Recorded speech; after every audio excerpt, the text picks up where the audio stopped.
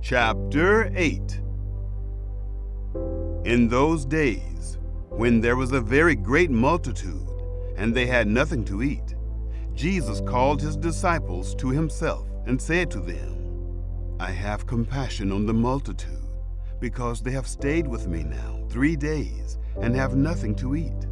If I send them away fasting to their home, they will faint on the way, for some of them have come a long way.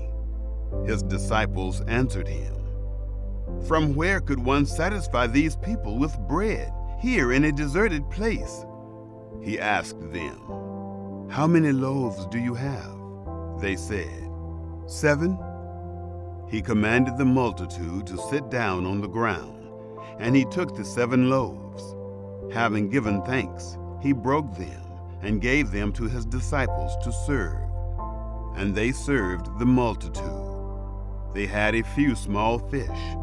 Having blessed them, he said to serve these also. They ate and were filled. They took up 7 baskets of broken pieces that were left over. Those who had eaten were about 4,000. Then he sent them away.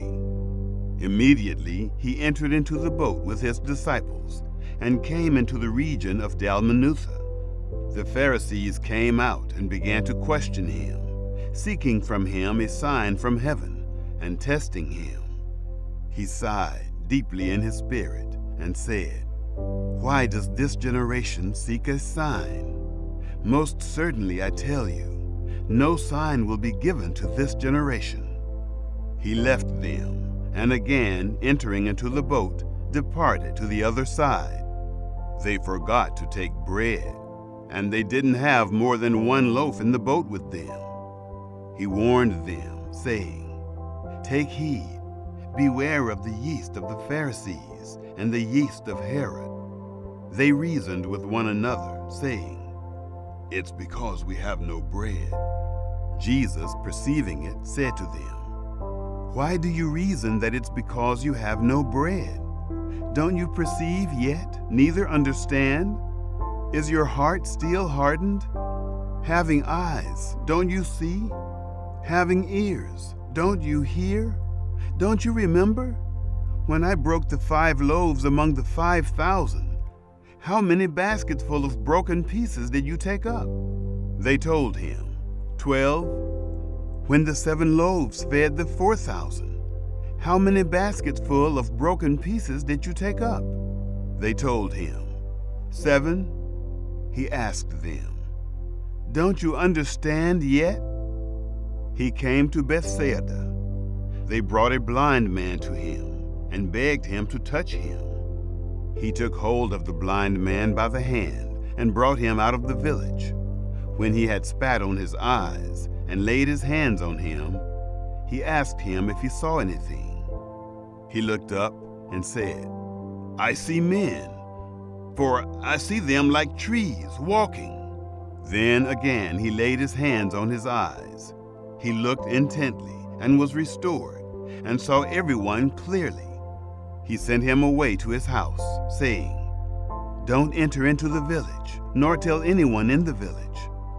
Jesus went out with his disciples into the villages of Caesarea Philippi.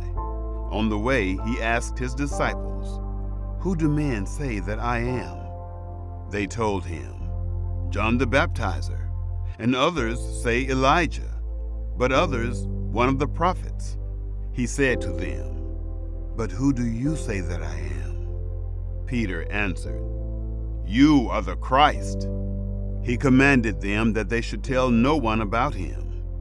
He began to teach them that the Son of Man must suffer many things, and be rejected by the elders, the chief priests, and the scribes, and be killed, and after 3 days rise again. He spoke to them openly.